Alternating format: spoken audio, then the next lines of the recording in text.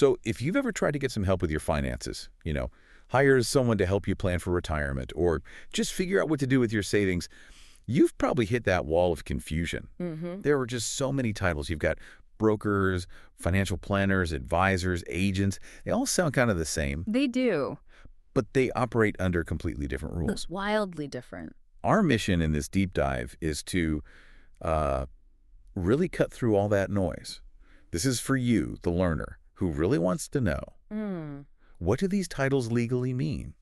And, whose interests are they actually required to serve when they give you advice? Right. We're going to define the roles. We're going to break down how they get paid because, let's be honest, following the money explains almost everything. It really does. It's the key. And most importantly, we're going to explore that critical legal standard, the fiduciary duty, that determines their real binding obligation to you. And our sources for this are pretty comprehensive. We're drawing really heavily on the official definitions and the distinctions that U.S. regulators make about financial advisors, about what they call registered investment advisors, or RIAs. Okay. And we're also digging into the whole world of how they get paid, looking at institutional fees, and even how other countries try to tackle this exact same problem. Let's just start with the core problem right out of the gate, because I think it confirms that initial suspicion that a lot of people have. Experts call the relationship between a client and an advisor the principal-agent problem. Yeah, that's the finance jargon for a classic conflict of interest that's really baked into the system from the start. The client, you're the principal. Right. I need guidance. You need guidance. You need honest advice. The advisor is the agent who's supposed to act for you. The problem is that the agent, the advisor, has information you don't. And they have conflicts of interest, like getting a bigger payout for selling one product over another, that you might not know about. So there's an imbalance. A huge imbalance. And it means the advice they give might be, technically okay, but it might be designed to make them the most money, not you. And that can lead to some really dishonest advice or even misconduct. So knowing that conflict is built in is, I guess, the first step to protecting yourself. And that's why we need to know the difference between the titles and, of course, the paycheck. Let's jump into that structure. Okay, so at the most basic level, a financial advisor, or advisor, we'll get to the spelling, is just a professional who gives financial services based on your situation. Right, but financial services is such a huge, massive umbrella. Yeah, it's everything. Exactly. It could mean one person is creating this huge, comprehensive life plan for you, covering taxes, your estate, everything. Or it could be someone whose main job is just to sell you one thing. Like life insurance. Life insurance, or a specific type of annuity. And that range of what they do dictates what kind of qualifications they have to have. Now, here's a distinction that I think really trips people up, especially in the U.S. Advisors are generally registered, not licensed. At least not in the same way, say, a doctor or a lawyer is licensed. That's a really crucial nuance, because licensing usually has to do with selling a specific product. Yeah. So, for example, someone might have an insurance license that lets them sell you insurance. But if they want to sell you something more complex, like a variable annuity, which is legally a security, that same licensed agent has to also pass the Series 7 exam and be registered to sell securities. So they're stacking credentials based on what they're allowed to sell you. Exactly. And they register with different regulators depending on what they're doing, but they might still just call themselves a financial planner. Even if they're basically a salesperson. Correct. The title itself doesn't have a unified legal definition, which is a huge part of the problem we're trying to unpack here. And, okay, you brought it up, so let's just touch on the spelling thing. Advisor with an O-R versus advisor with an E-O-R. It's one of those little quirks that, only people in the regulatory world would probably notice, but it's interesting. One textbook we looked at suggests that advisor with an E-R is mostly used when you're talking about the law itself. Like the Investment Advisors Act of 1940. Precisely. Whereas advisor with an R is what you see more when talking about the person, the practitioner. You wouldn't say you have an advisory practice. You'd say you have an advisory practice. Right. So it's a subtle split. You'll see both, which just adds to the confusion. But no matter how they spell it, the real truth comes down to how they're paid. Yes. The compensation model is everything. It reveals the entire conflict structure. Let's break down the 6 main ways they get paid, which really boil down to commissions, fees, or some kind of mix. Let's start with the cleanest ones, the ones with the least built-in conflict. Number 1, the hourly fee. Simple enough. It's the purest way. You pay them for their time and their expertise just like you'd hire an accountant or a consultant. Their incentive is just to give you good advice for the time you're paying for. And related to that is number 2, the flat fee. Yeah, a set price for a specific project. It might be, say, $3,500 for them to do an annual review of your portfolio, or maybe $5,000 for a complete written financial plan. So they're often called flat fee advisors. They are. And once you pay that fee, they have no reason to try and sell you anything else. The advice can be truly objective. Okay, now we're getting into the murkier territory. Let's start with the classic brokerage model. Number 3, commission on trades. This is where the advisor gets paid for every transaction. Maybe $12 every time they buy or sell a security for you. And the conflict there is just immediately obvious. It's immediate, and it can be disastrous. This model actively incentivizes them to trade as much as possible, a practice that has a name, churning. Churning. It just sounds bad. Can you give us a quick, concrete example of what that actually looks like for someone's account? Sure. Imagine you have, say, $200,000 in a brokerage account. If your broker decides to reposition your portfolio every few weeks, selling some things, buying others, those little transaction costs start adding up incredibly fast. Even if they seem small, like $12 a trade. Exactly. If they move your entire portfolio around 3 times in a year, the total commission cost, plus all the other friction from trading, can easily eat up 2 or 3% of your account's value every year. And that's a permanent loss, even if the investments themselves go nowhere. It's a permanent loss. The principal agent problem is crystal clear. The advisor gets richer by making your account poorer through fees. That's a huge incentive for bad behavior. Mm-hmm. And the next model is maybe even more profitable for the advisor. Number 4, the load or commission on products. Right. This is a commission based on how much you invest in a specific product, like a mutual fund or a variable annuity. These are often called loads. So if a broker sells you a mutual fund with a front-end load, they might get paid, say, 4 or 5% of your investment right off the top. So if you invest $10,000, $500 of it goes straight to the broker and never even gets invested for you. And the conflict is that there might be a better, cheaper fund out there. Of course. If the market has an identical low-cost fund that pays the brokers 0 and no-load fund and another high-cost one that pays them 5%, the whole structure pushes them to recommend the one that's better for them, not for you. Okay, method number 5. Markup or markdown. This is common in firms that have their own inventory of products, like bonds. When you buy one of their house bonds, they sell it to you at a markup over the real market price. And when you sell it back, they buy it from you at a markdown.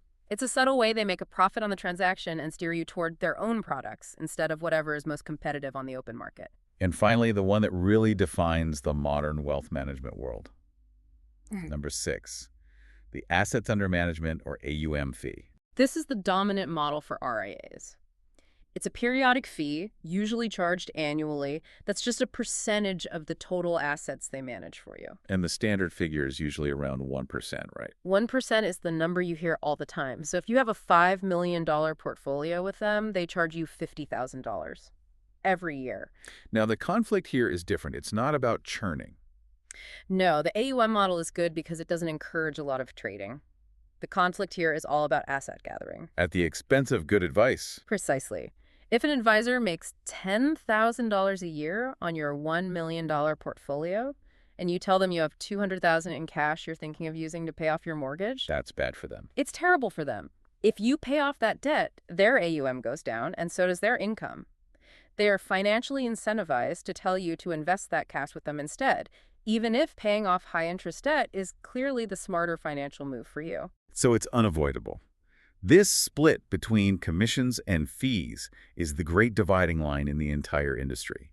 And it's so important it defines the 2 main regulatory categories in the U.S. Yeah, if you look at how financial advice is structured in the U.S., it all really rests on these 2 very distinct pillars, and they're defined by how they're paid and what standard of care they owe you. Okay, so what's pillar number 1? Pillar number 1 is the broker-dealer, or BD. These are the firms and their agents who earn commissions from sales. Transaction model. Exactly. They're regulated by FINRA, the Financial Industry Regulatory Authority, and they operate under the Suitability standard. We'll dig into what that means, but for now, just think of them as being in the business of facilitating a sale. And pillar number 2? That's the Registered Investment Advisor, or RIA. These firms and their reps usually charge a fee, most often that AUM fee. And here's the crucial part. RIAs are legally required to be fiduciaries. They have to put your interests first. They must. And their registration is handled either by the state or, for the big ones, at the federal level with the SEC. So the oversight is all broken up. It's completely fragmented. FEMRA handles the brokers, the SEC handles the investment advisors, and then you have state authorities that regulate insurance companies and their agents. So one person, if they have all those registrations, could be operating under 3 different rule books depending on what they're trying to sell you in that moment. Wow. And this whole 2-pillar system, it's not staying still. The sources show a huge shift happening, especially between 2007 and 2018. The data is really stark. It tells a clear story about what consumers want and what regulation is pushing for. Over that decade, the number of independent broker-dealer firms, the commission guys, it fell off a cliff. Really? Yeah, from over 1,000 firms down to just over 800. The commission model was shrinking. And at the same time, the RIA side. The RIA industry just exploded. It grew substantially, from around 9,500 firms to over 15,000. It's a massive migration of advisors and money toward the fee-based fiduciary model. So advisors can work for a big wirehouse, a smaller independent broker-dealer, or be an independent RIA. But then there's this weird middle ground, right? The hybrid RIA. The hybrid RIA is a really complex beast. They are duly registered. They're registered as both a broker-dealer rep and as an RIA rep. Which means they can collect both fees and commissions. Exactly. When they act as an advisor, they charge a fee and are a fiduciary. When they act as a broker, they collect a commission and only have to meet the suitability standard. It's an ethical tightrope. How is a normal person supposed to know which hat they're wearing? That is the million-dollar question, and most clients have no idea. Let's put some names on this. The sources say LPL Financial was the biggest independent broker-dealer, one of the commission powerhouses. Right, along with firms like Ameriprise and Raymond James. But even they felt the pressure. A firm like Edward Jones, which was huge in the broker world, completely stopped selling commission-based funds back in 2017. It was a direct response to a new rule from the Department of Labor that was about to take effect. It just shows how a regulatory threat can force a company to change its entire business model almost overnight. And on the RIA side, the fee side, you have giants like Edelman Financial Engines managing hundreds of billions of dollars.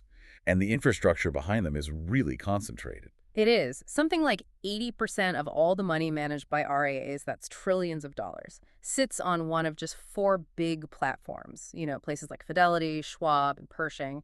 They're the backbone that lets all these RIAs operate. So it's clear the fee-based model is winning.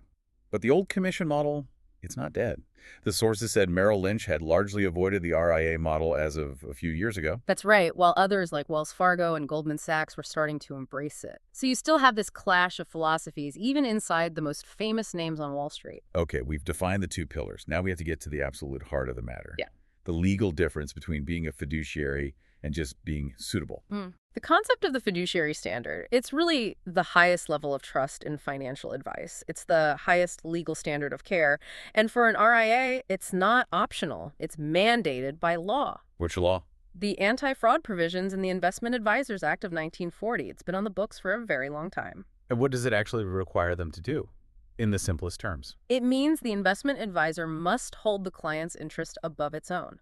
In all matters, full stop. So if there's a choice? If a choice exists between what makes the advisor more money and what's better for the client, the fiduciary has to choose the client's benefit every single time. And the SEC has actually spelled this out, right? It's not just a general idea. No. The SEC has 4 very specific duties. 1, always place the client's interest first.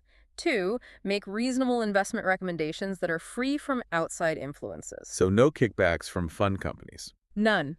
3, they have to select brokers who provide the best execution for trades, meaning the most favorable terms for the client. And 4, and this is critical, they have to make recommendations based on a reasonable inquiry into your specific situation, your goals, your finances, all of it. The SEC even has a rule, Rule 204A1, about their code of ethics. How does that work in the real world? That rule is so important because it tackles conflicts from personal trading. The firm's code of ethics has to have standards of conduct, and it has to address what happens when employees trade for their own accounts. To stop them from front-running their own clients. Exactly. To stop a situation where an advisor buys a stock for themselves, then recommends it to all their clients to drive the price up, and then sells their personal shares for a profit. The code requires surveillance to minimize that kind of self-dealing. Okay, that's the high bar. Now let's cross back over to the broker-dealer side, which operates under that much lower standard, suitability. And they can do that because of an exemption in that same 1940 Act. That's right. Section 202A11C of the Act basically says that if a broker-dealer's advice is solely incidental to their main business of selling securities and they don't get any special pay for that advice, they are exempt from being a fiduciary. The law basically sees them as salespeople. It does. And salespeople aren't held to the same standard as expert consultants. So if the RIA has to recommend the best option for you, the broker-dealer, regulated by FINRA, just has to recommend something that's suitable. Let's use an analogy here. Okay, the shoe store analogy works well. Let's say you walk into a shoe store. The broker-dealer, under the suitability standard, just has to show you a pair of shoes that fits what you asked for. You need running shoes, they show you running shoes. That's suitable. And they have to do their homework first, right? The Know Your Customer rule. Yes. FINRA Rule 2111, the Know Your Customer rule, requires them to reasonably find out your financial status, your goals, your risk tolerance. But those suitable running shoes they show me might be the store's own brand, cost $300, and pay the salesperson a huge commission. Yeah. While there's a better, cheaper pair from another brand sitting in the back room. Exactly. Under suitability, the broker is not required to even tell you about the better, cheaper pair. They only have to show you something that is not unsuitable. They meet the letter of the law without meeting the spirit of putting your interests first. Now, to be fair, NRI has tried to raise this bar a bit. After 2012, that Rule 2111 was expanded. That was a key change. Before, it was really just about individual trades. The new rule expanded their liability to include recommendations of strategy. So advice on taxes, retirement, things like that now falls under suitability. And they also have to advise you to hold something, right? Correct. A broker can't just recommend something and then ignore it if it starts performing terribly. They now have a duty to ensure the investment or the strategy remains suitable for you. It's a higher standard than it was, but it's still not a full fiduciary duty. And this all just gets even more confusing when we looked at that hybrid advisor again, the person who is both a broker and an RIA. It's an explosion of conflict. In theory, they have to tell you which hat they're wearing. Right now, I'm acting as your broker and selling you the suitable product for a commission. Then, okay, now I'm putting on my fiduciary hat and giving you advice for a fee. But how can a client ever really know that the advice isn't just a setup for the sale? They can't. That lack of clarity is why many people are so skeptical of the hybrid model. And on top of that, many of these hybrid advisors are stuck on what's called a captive platform. Meaning their broker-dealer affiliation limits the products they can recommend. So even if they're acting as a fiduciary, if they can only choose from a pre-approved list of funds from their parent company, their advice is inherently restricted. True independence is really only found with those independent RIAs who aren't tied to a broker-dealer. This whole regulatory mess where you have two totally different ethical standards is what led to the huge political battles we saw over the last decade. The pressure to get rid of this two-track system really ramped up after the 2008 financial crisis. Yeah. I mean, there was a feeling that if brokers had been held to a higher standard, some of the worst parts of the crash might have been avoided. And Congress responded with the Dodd-Frank Act in 2010. It was a massive piece of legislation, but a key part of it gave the SEC the authority to study this issue and, if they saw fit, to extend that high fiduciary duty to cover brokers. So the SEC looked into it. They did. And their own study in 2011 came back with a clear recommendation. Move forward with a new rule to create a uniform fiduciary standard for both brokers and investment advisors when they're giving personalized advice. The path seemed clear. It did. But rulemaking at this level is incredibly slow and politically charged. And the financial industry has a very powerful lobby, so the SEC just sat on it for years. And because the SEC didn't act, another government agency decided to jump in. The Department of Labor, the DOL. This is where the story gets really dramatic. The DOL used its authority over retirement plans under a law called ERISA to make a move. In April 2016, they finalized their own landmark rule. What was the rule? The genius of it was its focus. The rule said that any financial professional working with retirement accounts, so IRAs, 401ks, all of that, had to act as a full fiduciary. Wow. That's a direct hit on the brokerage industry's business model. All that retirement money, which is the most important savings for most people. Suddenly, for all that money, a broker couldn't just sell a suitable product anymore. They had to recommend the best one, the one with the lowest cost, the one that was truly in the client's best interest. This was a direct attack on high-commission products that were eating away at people's retirement savings. A direct strike. Now, to allow the commission model to even survive, the rule included something called the Best Interest Contract Exemption, or BICE. A broker could still get a commission, but only if they signed a legal contract with the client, promising to act in their best interest and be transparent about costs. So how did the industry react? The outcry was immediate and deafening. Critics argued that it would be too expensive to comply, and they claimed it would actually hurt small investors. How so? They argued that the cost of compliance would make it unprofitable to give advice to people with smaller retirement accounts. That argument, that fiduciary standards hurt small investors, is often industry code for, we can't make enough money off them under this stricter standard. And the data showed advisors were worried.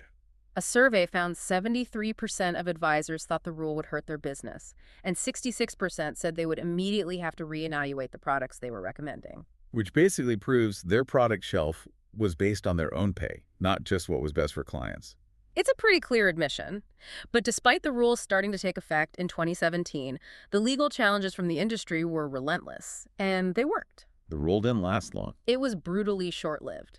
A federal court, the Fifth Circuit Court of Appeals, officially vacated the rule on June 21, 2018. They said the DOL had overstepped its authority. And just like that, the biggest attempt to unify the advice standard was dead. So with the DOL rule gone, the SEC, the agency that was supposed to fix this back in 2010, they finally did something. They adopted Regulation Best Interest, or Reg BI. They did. Reg BI came out in June 2019, and it created a new standard for broker-dealers. It requires them to act in the best interest of their customer when they make a recommendation. Which sounds good. Better than suitable. It is an improvement over the old suitability standard, but, and this is the most important part, Reg BI does not create the same high fiduciary standard that RIAs have to follow. It's a middle ground. It raised the floor for brokers, but it didn't unify the standard at the top. So we're still left with two different standards. We are. And the fight isn't over. The sources note the DOL proposed a new fiduciary rule in 2020. This issue is still very much alive. So since the Registered Investment Advisor, or RIA, model is the one with that highest fiduciary standard, let's just dig a little deeper into how they're set up. We know an RIA gives advice for compensation, but what decides if they register with their state or with the SEC at the federal level? It's all about size. Specifically, their assets under management, or AUM. Ah, okay. If a firm manages less than $100 million in assets, they have to register with the state securities agency where they do business. And if they're bigger. 100 million or more in AUM, and they have to register directly with the SEC.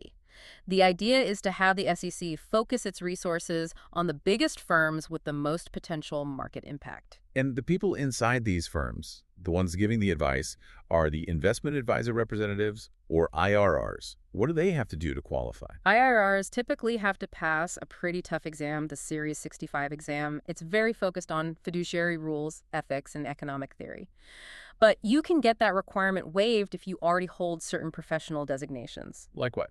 Things like the Certified Financial Planner, CFP designation, or the Chartered Financial Analyst, CFA. These are often seen as even more rigorous than the exam itself, so they count as a pre-qualifier. And this can vary state by state. It can. New York, for example, has historically not had an exam requirement for reps of SEC-registered firms, relying instead on the firm's own compliance. Okay, let's get back to the money, the management fee. This AUM model isn't just for individual RIAs, right? It's how the whole institutional investment world works. That's right. For an individual RIA, the fee is usually that 1% of AUM. The sources say about 95% of RIAs use this model, but the concept is much bigger. One thing about RIAs, they can't really advertise their performance like a mutual fund can, because every client's portfolio is different. Correct. But if they do use performance data in their marketing, the SEC requires it to be factual and not misleading. So how does this AUM fee concept work for different kinds of funds, like mutual funds? With mutual funds, the fees are very heavily regulated. They have to be spelled out clearly, and they have to be approved by the fund's board of directors and by the shareholders. That's a protection for retail investors. And what about something more complex, like private equity funds? PE funds have a much different fee structure. The investors, or limited partners, pay the manager. And the fee isn't based on the day-to-day value of the assets. What's it based on? In the first few years of the fund, the fee is based on the total amount of money investors committed to the fund, whether it's been invested yet or not. Usually it's 1 to 2% a year. Wait, so if I commit $100 million, they start charging me 2% on the full $100 million, even if they've only invested $10 million so far? That's right. It's a powerful incentive to take their time. Later in the fund's life, the fee basis changes. It drops to being based only on the capital that's actually been invested. And on top of that fee, PE managers get carried interest, which is their big performance bonus, usually 20% of the profits. And finally, what about hedge funds? Hedge funds are famous for the 2 and 20 model. The management fee, the 2, is a percentage of the fund's net asset value. It can range from 1% to 4%, but 2% has been the standard. So on a $1 billion fund, that's a $20 million management fee. $20 million every year. And they get that fee even if the fund loses money. It just shows that whether you're talking about your personal advisor or a giant hedge fund, the compensation structure is the force that drives everything. We spent a lot of time on the U.S. system, which is clearly full of these conflicts. But the problem itself isn't unique. Let's zoom out and see how some other major countries handle this. It might give us a clue about where the U.S. could go.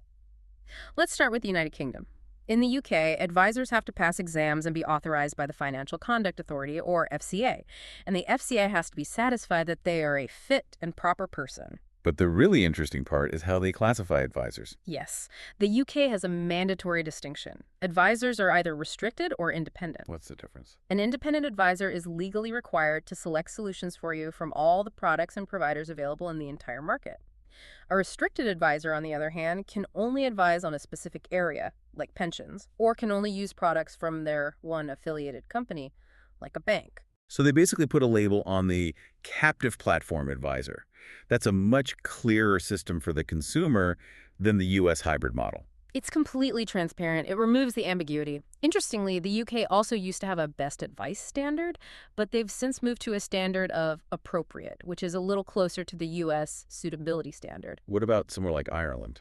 In Ireland, the benchmark is the QFA, or Qualified Financial Advisor. You have to get a diploma and do continuous professional development. It's all about ensuring a baseline competency. Now, Australia is a really fascinating contrast to the U.S. It is. In Australia, advisors have to be qualified and licensed, similar to other places. But here's the massive difference. In Australia, financial advisors are subject to fiduciary obligations. So everyone is a fiduciary. Everyone giving that kind of advice is. It's the universal standard that consumer advocates in the U.S. have been fighting for years. They just did it. They mandated the highest standard of care for everyone, whether they're paid by fee or commission. That's a powerful comparison. While the U.S. has been locked in this political fight for a decade, Australia just made it the law. Exactly. And in New Zealand, the focus is also on mandatory competence, with a national certificate required to give advice. So back in North America, what's the situation in Canada? Canada's system is very decentralized. You need licenses to sell specific things like insurance or mutual funds. But the big gap is that there's very little regulation over who can just call themselves a financial planner, except in Quebec. So it's like the Wild West for the title itself. Pretty much, which makes voluntary designations like the CFP all the more important for consumers to look for. And then in Asia, you see more centralized control. In India, the regulator, SEBI, requires you to be a registered investment advisor, or RIA, a very specific designation. So if you put it all together, this global snapshot really shows that the U.S. system of maintaining two separate, conflicting ethical standards is a bit of a regulatory outlier, especially compared to a country like Australia that just chose to mandate the highest standard across the board. And that brings us to the end of this deep dive. I think we accomplished our mission. We defined all the players, we followed the money, and we really clarified that huge split between the two pillars of financial advice. We did. We established that the fee-based, client-first fiduciary standard is the high bar. It requires the advisor to always, in all circumstances, put your interests above their own. And we contrasted that with the commission-based suitability standard for broker-dealers. That only requires an investment to be appropriate, not necessarily the best or the cheapest or the most effective choice for you. We also walked through that high-stakes political drama, from the hope of the Dodd-Frank Act to the intense industry lobbying that killed the DOL fiduciary rule, leaving us with the compromise of Reg BI. So the takeaway for you, the learner, is really practical. The first question you have to ask any financial professional is, are you a fiduciary for all the advice you provide me? And how do you get paid? That's the key. It's the key. Understanding their pay, whether it's AUM fees, commissions, product loads, that's the filter you have to use. If the legal standard they follow or the product they sell makes them more money, you have to be incredibly careful. So I'll leave you with this final provocative thought to consider. The fact that the DOL fiduciary rule was struck down shows just how fragile even the biggest consumer protections can be when faced with intense industry opposition.